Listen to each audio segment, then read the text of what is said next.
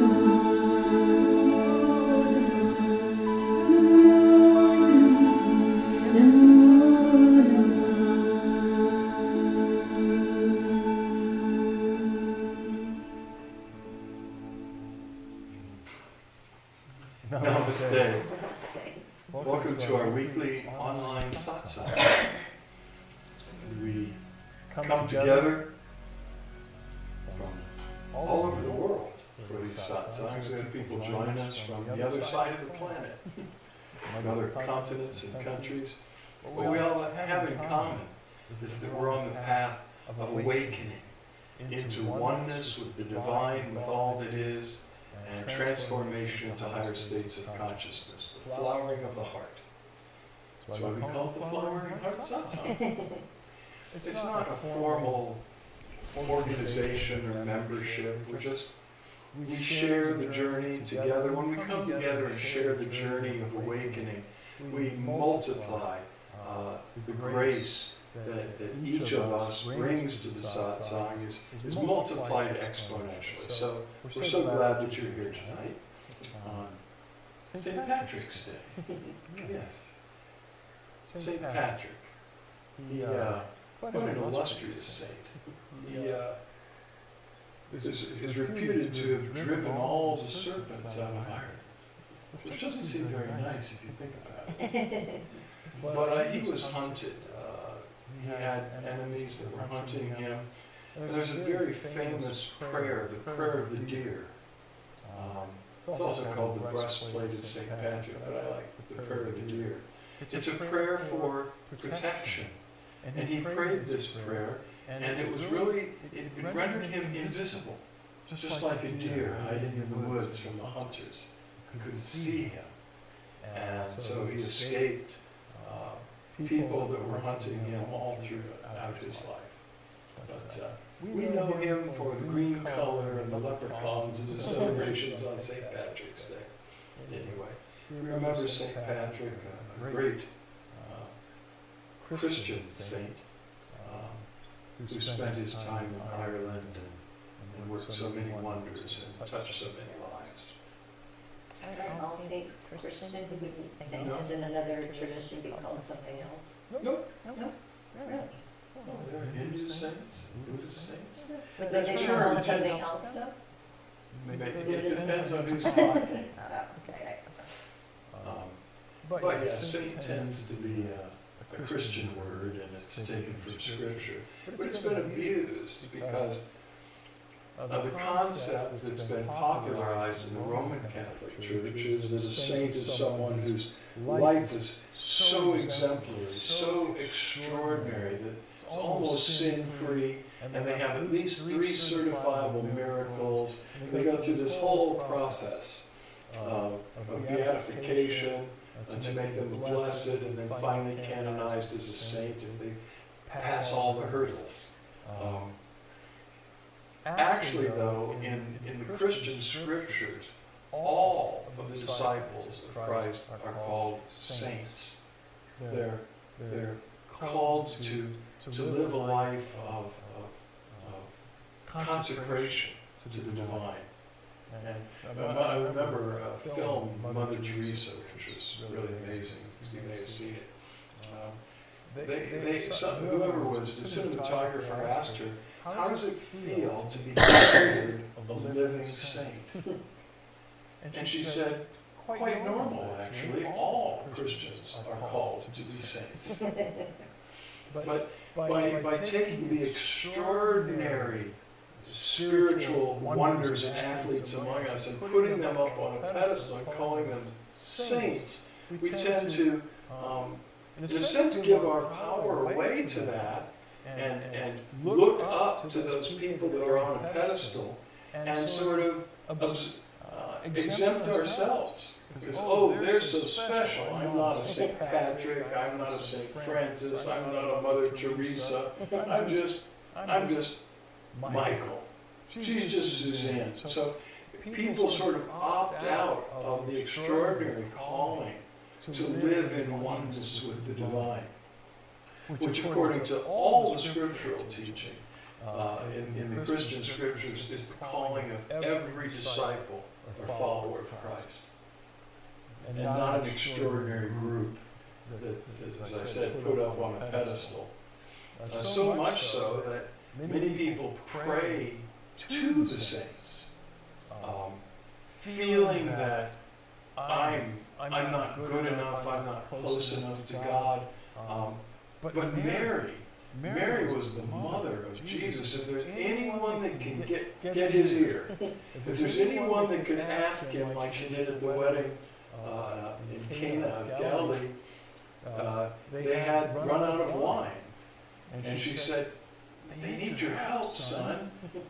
Make some wine for them. And he said, it's not time for that. And she said, oh, come on. And she prevailed, and Jesus turned water, these big jugs of water, into wine. That's one of the notable miracles, and one of the first that he performed, first public miracle. And so people think, well, if I pray to Mary, I'll ask her to talk to her son, and she can get him to do anything.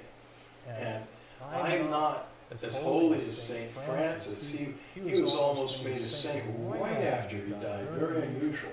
And if I ask Francis to pray for me, then that prayer is going to get answered. But if I try to pray for, if I try to pray for myself, God's not going to listen to me. That's really poor teaching. But the people that do that aren't really praying to the saint. They're asking the saint to pray for them because of their extraordinary relationship with God. See, I didn't plan to go there. But this is St. Patrick's Day, so there you have it. Do we have any, I don't think we have any special announcements, do we? Let's see if I can find it.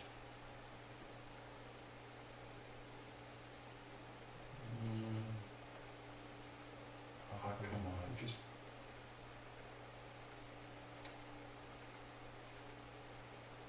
Well, all right, never mind. Well, ask for something simple, and they give me all this Latin. So, back on track. If you're here, and I assume you are, if you're here, then if you're on Facebook Live, please give us a heart or a thumbs up, a like or a love, or whatever emoji fits you tonight. If you're on Vimeo watching, then you could enter into the chat, just, hi, it's me, and say your name, because I go in afterwards and I look at who joined us and send you special hugs and blessings. And then during the week, from this Monday to the next Monday, there are many, many times more people that watch these satsangs than those who are with us live, because of where they live in the world, the schedules they have. So we just like to know you've been here. So whatever it is, if you're watching this a week after we did it, just give us a like or a love. Think about spirit it's unbounded by time or space. Spirit is always here, now. So we're sharing spiritual blessing throughout these satsangs. We're sharing a direct transmission of divine grace, unconditional love, and light that catalyzes awakening of the flowering of the heart. We call it the flowering heart blessing. That blessing isn't energy per se, it's spirit. And spirit, as I said, it knows no distance. So if we send a spiritual blessing to someone in Australia, they would feel it just like that. But if we were trying to send prana or chi, which some people could actually perhaps do, it takes time to travel through space and time, energy, not spirit. So join us, as a matter of fact, in sending the flowering heart blessing throughout the satsang tonight, to all who are with us, and hold the intention for all those who ever watch the recording of this satsang, that they will participate in and experience the same presence and the same blessing that we all experience here tonight. It's not too late to join us for the book club. We're reading Peace Pilgrim, and we're going very slowly with it because chapter 2 is really, really good, and there's a lot of really good teachings in there, and soul searching, just very simple spiritual principles. So the first week we did intro in chapter 1, which is very short, And then the last 2 weeks we've been on chapter 2. We're only on page 16 of the book because it's just that rich. So the first chapter ends at 24, or second chapter ends at page 24. So if you still want to join in, it would just be reading 24 pages. And very rich. We've been having amazing conversations and sharing from our experiences of life and breakthroughs that we've had from certain things that she said. It's been a very, very beautiful, rich group of people that we have right now. So, and if for any reason you can't join us, just go ahead and get this book and read it. right. I mean, they give it away free. Did you mention that? No, peacepilgrim.com. And just give them your name and address and they'll mail you a free copy. And you could download right off their website tonight an audio copy or a digital PDF file of the entire book, which is amazing. They've been doing that free for years. It's translated into many languages. And so we just sort of feel like if we did it, and if you get a free copy, maybe you could leave them a love offering to support their work. But we've been on chapter 2 for 2 weeks. And we've gotten maybe halfway through it. Yeah. It's Not quite. Yeah. so Hop on the train if you want to join us for peace. So we like to open it to questions and answers on the spiritual journey, and we will certainly do that and come back to that in a few minutes. If there's a sound like an echo, More, there's something going on at your end, because I'm listening to the sound here, and there shouldn't be one. Sometimes that happens if you're listening to two sources, like if you have it on a phone and a computer, two different computers. If you have two different pages open, maybe you have the webcast on Vimeo open and the one on Facebook, but usually there's a reason for that. Unless, is anybody else experiencing that? I mean, it could be from our end. So nobody else is experiencing the echo, then it's probably an isolated incident. Yeah. But we want to know about it because Yes. we're working on fixing glitches. Yes. Okay, so while you're asking that still small voice, is there a question that you might ask, particularly that relates to your own journey? Breakthroughs you might be having, or obstacles that you're facing, or just questions about awakening, divine union, reincarnation, meditation, the awakening of Kundalini, anything really. But and we'll answer it if it's just a philosophical reflection on your part. But it means so much more, and you really will get answers from the divine if you ask questions related to what you might be experiencing in your journey. It moves the divine to pour inspiration through me and Suzanne that bring clarity and inspiration to you. So, while you're considering that, I like to read these little articles and quotes from a website, inspiringquotes.com. And tonight, the article in the list of quotes is 13 quotes about letting go. And the author of this week's contribution is Nicole Villanueva. I don't know how she pronounces it. Gringos would say Villanueva, maybe. But she lives in Canada, so I don't know. Anyway, Nicole Villanueva is a writer, a thrift store lover, and group chat meme spammer based in Ontario, Canada. And here's what she says about letting go of control. The unforgettable chorus of one of the most popular songs of the 2010s was simple: let it go. It resonated for a reason. The simple but mighty phrase is not only a solid piece of advice, but a life mantra in the making. Sure, letting go of control can be difficult. It often means stepping into the unknown, which can be scary. It also requires having trust, sometimes in other people, in systems, or in the ever mysterious universe. And that can be a difficult thing to do for many reasons. But there are very few things we can truly control in life, and learning to embrace uncertainty can be freeing. Surrendering to the moment can help us let go of the stress of trying to force a certain outcome and provide opportunities for new joys to come our way. It allows us to be more present, to live more fully. Like the old Doris Day song goes, Que sera, sera. Whatever will be, will be. It's not about throwing up your hands in resignation, but rather lifting the burden of worrying about the things we can't influence or predict. Letting go of control doesn't mean giving up or being passive in life. It simply means recognizing that there are some things we can't do anything about.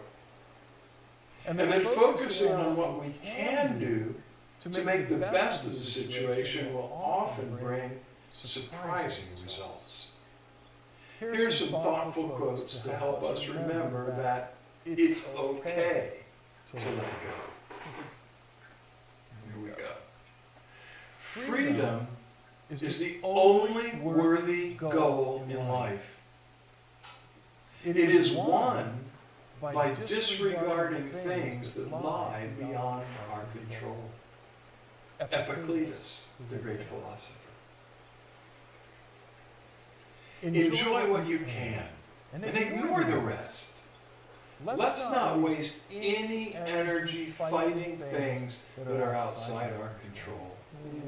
That's a good one for these times. Paulo Coelho.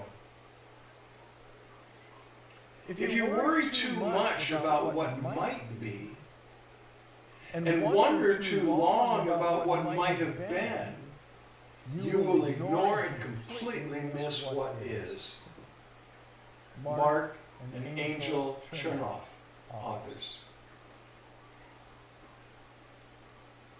The only real battle in life is between hanging on and letting go.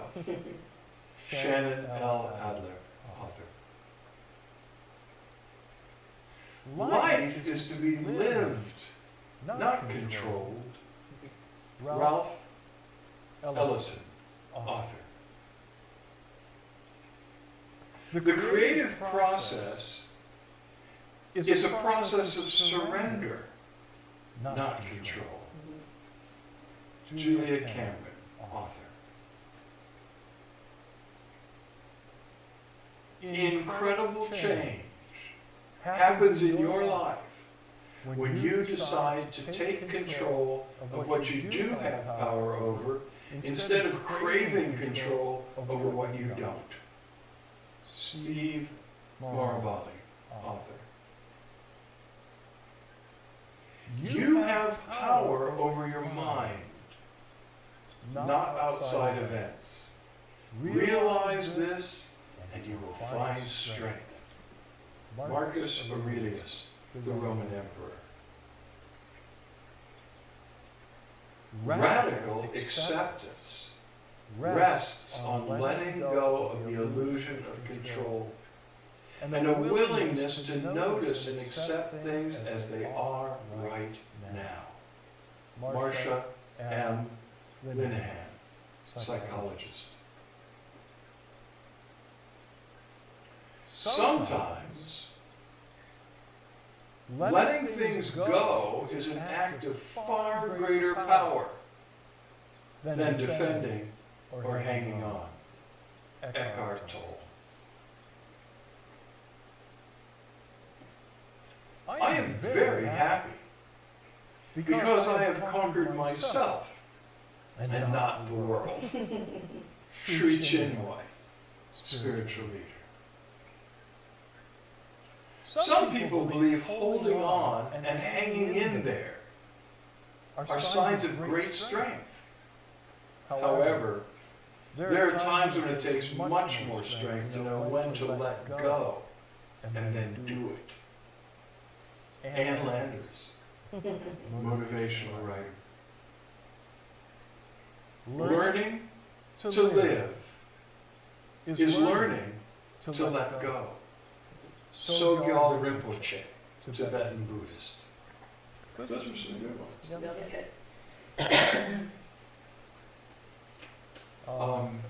Reminded me of Wayne Dyer's brief definition of enlightenment. He was asked, what is enlightenment? He said, well, if I had to define it in a few words, it is the quiet acceptance of what is. That's enlightenment. Beautiful. Okay. Ekaterina writes, yeah, she's got the echo too again. Huh. Well, I wonder why that's happening. Because nothing has changed. We did figure out why it was coming through the wrong speaker. Right. There shouldn't be an echo. Is it when both of us talk or just one of us? Be a microphone. Could be. I will listen to the playback. If there's a true echo that's at our end, it will be in the video recording when we play it back. All right. Is the microphone, is the No one's saying. microphone on your phone? Maury says, no, it's not in my end because Ekaterina is also hearing it. It is yours. So how is that possible? Is the microphone on your computer? It's when both of us are speaking. Right, but if the microphone is on your computer, then it would be getting feedback from there and the microphone. Oh, you know what? No, then we would hear it coming through. No, that would be wrong. It's muted. Right, but the microphone. It's muted. The speaker's in. Okay. The microphone's muted. We can't mute the microphone. Right. You won't hear us at all. But there shouldn't be an echo. I don't know what has changed. I don't need it. We will try to work on it. I will go back and listen to the audio recording when we're done. If it is at our end, that echo should be reflected in the recording. Right. It could be something happening in Facebook. I don't know. Do you have two of these tabs open for Facebook? And the whole computer is muted. Right. There's no sound coming through this computer. It's coming a different way. It's coming through a completely different computer and through our studio mixer and Is that computer muted? This is really taking us off the spiritual trail, and let's see if this stops it. It might, but it shouldn't. So I'm gonna, let me know if this changes anything. If it does, I could not explain why, but okay. So let us know, is the echo still there? Give us a little feedback in the moment, please. Is the echo happening? Say something. Echo. Echo! Echo!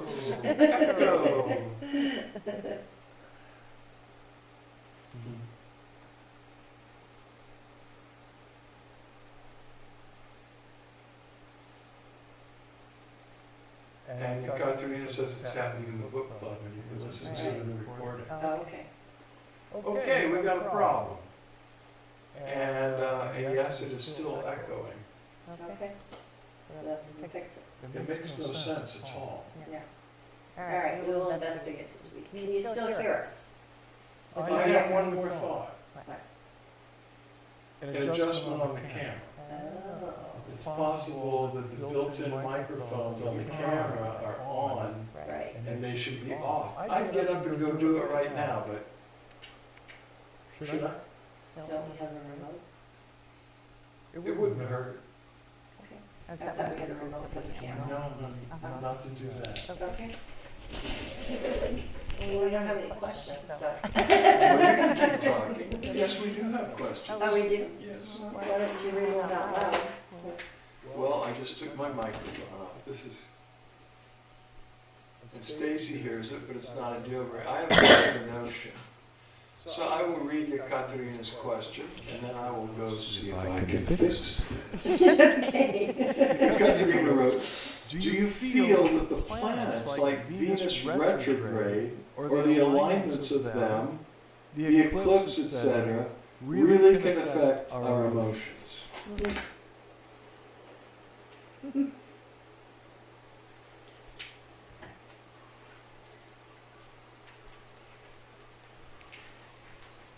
Well, I think it is possible that they can affect our emotions, but it might just be bringing to surface the emotions that have already been brewing around.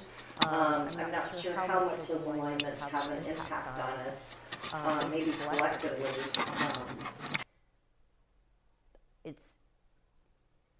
I know a lot of people can put a lot of emphasis on astrology and astronomy, but I think at the end of the day, we have to kind of look at where we are. And for me lately, I've been feeling a lot of shifts and changes on the planet.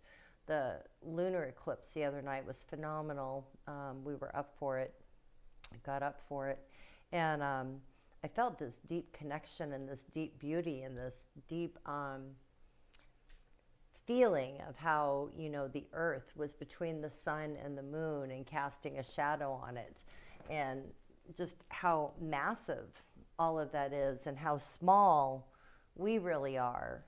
And watching the planets align, we were watching it down on the beach as it was lining up, and we've been seeing that for the last, I don't know. It's okay now. Okay, good. Yay. Thanks team for helping us fix that. Good idea, thinking of the new camera. And thank you again to those of you that contributed to the new camera.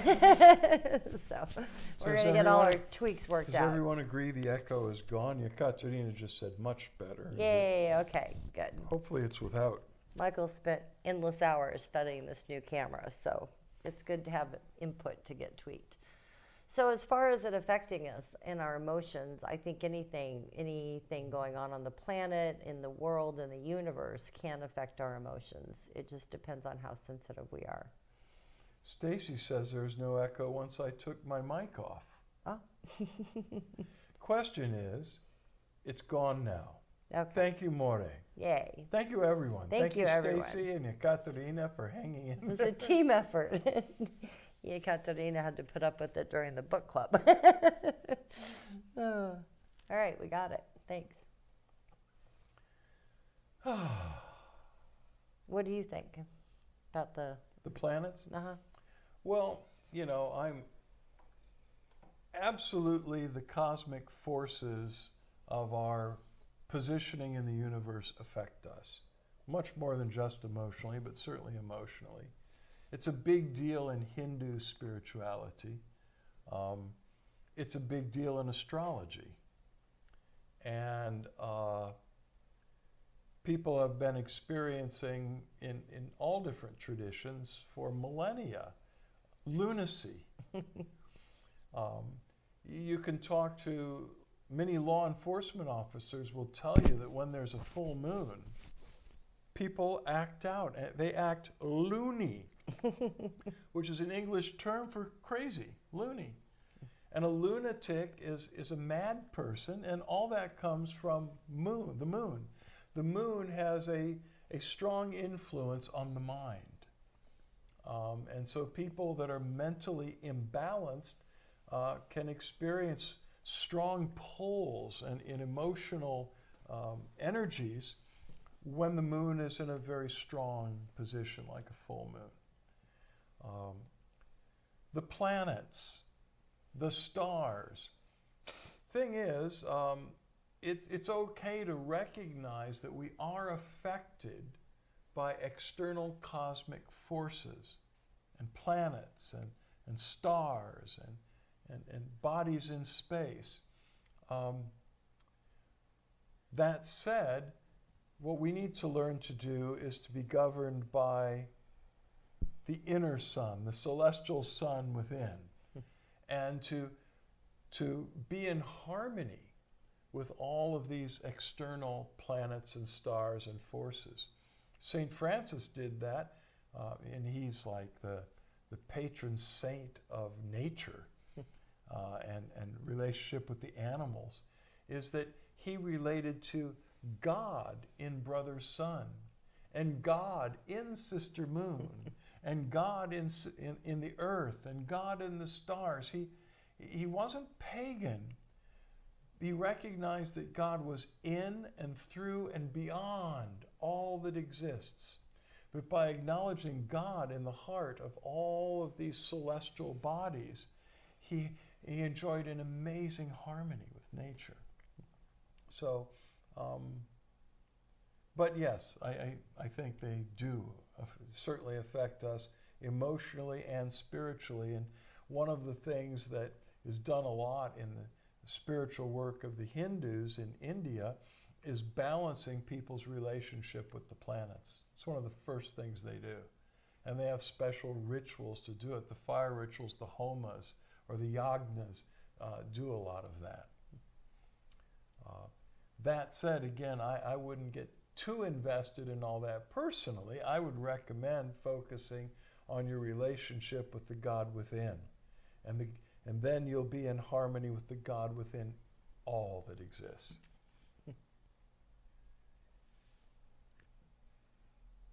Yay. Actually, now that you mention it,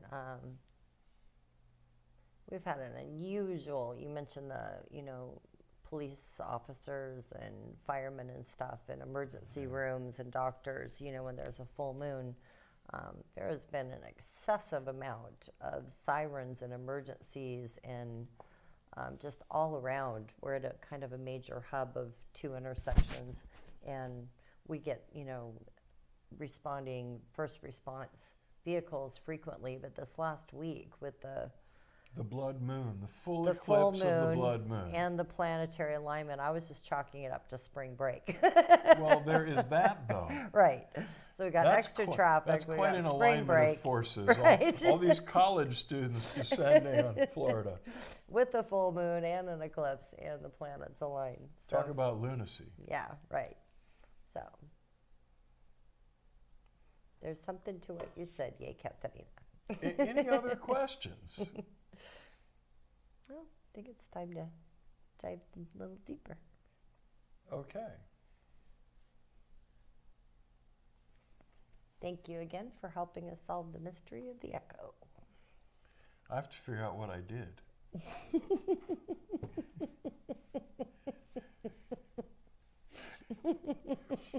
Yeah, I know. Back to the 800-page manual. It's only 187 pages. Okay. Of fine print. Oh, jeez. What I'm going to do is I'm going to pull out the old camera and I'm going to see how I had set all the settings on the handle. It's a professional video camera and it has so many audio settings and mic inputs and things. And I guess if it isn't just right, I'm guessing that somehow the internal condenser mics on the camera were active and coming through the SDI cable. So we were getting sound from 2 different places. Right. Ah, so smart. You guys are so smart. So Well, that's a really good camera that it can pick up from across the room. Oh, it can. I mean, that's amazing. Yeah, I have video samples of birds in the woods and running water. I mean, it's, yeah. Nice. Anyway, enough. Enough camera. Enough of the lunacy. So go ahead and close your eyes and just invite the divine presence to flood you.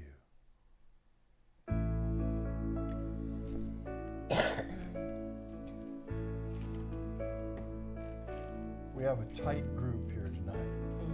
And so we're just going to invite you to open yourselves to receive the blessing of the divine divine presence. This flowering heart blessing is simply the outpouring of divine grace. And this presence is all-knowing and knows exactly what you need. It loves you unconditionally and is not holding back anything because you're not holy enough, or you're not enlightened enough, or you're not good enough, or you don't have enough good karma. All of that was bad teaching. Truth is, this divine presence loves you and me beyond our wildest dreams and imagination. Imagine the love of a mother for her child and multiply that infinitely. And still, it falls short of the love that the divine presence has for you. And it yearns to set you free. It already knows what you need before you know what you need. And it is all powerful and all wise, all knowing, and can communicate to you what you need to be enlightened, to be liberated from the illusion of separate existence and duality, to dissolve the negative thoughts and emotions and programming in the mind field and replace all of that with divinely inspired thoughts and feelings and plans. This presence is the most powerful healing frequency and presence that exists in the universe. And it loves to heal you. So just open yourself, spirit and soul and body, and drink. Drink in deeply the waters of life. Let it fill your spirit with light. Fill your soul. Flood your body with divine health and healing, and your relationships with the loving presence that can heal them and set them right. You don't need to beg. You don't need to persuade the divine tonight. Just receive. And keep receiving, drinking it in, breathing it in, soaking it up. Keep receiving.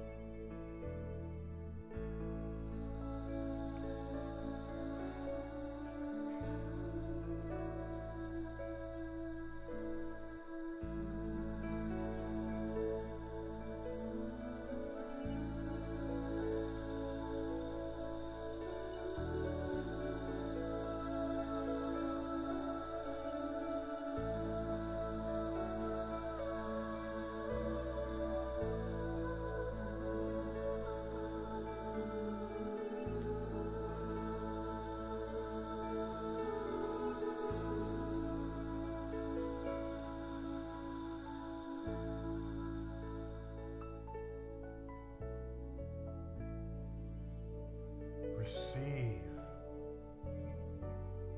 Breathe in the life.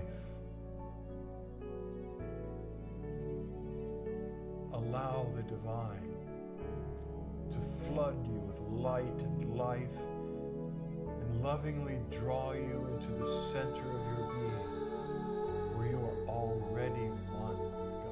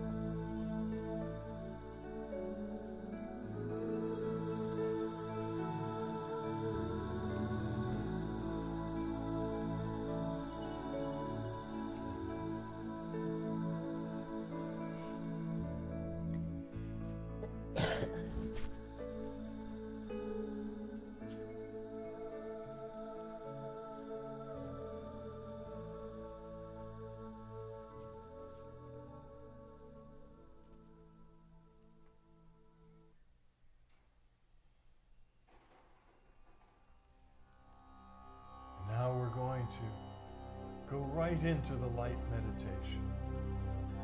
We invite you, when you're ready, to open your eyes and begin to make direct eye contact with Suzanne and or me. Just keep gazing at least one of our eyes. That's all you need to do. We're flooded with oceans of grace and light and love for you from the divine. It pours through every fiber of our being to you, especially through our eyes, the windows of the soul. If you just keep looking, the light streams out of our eyes, in through your eyes, into your spiritual heart of hearts, flooding you with light, causing the light of awakening and flames of divine love to burn brighter and brighter within you. Just relax. Keep looking and be still.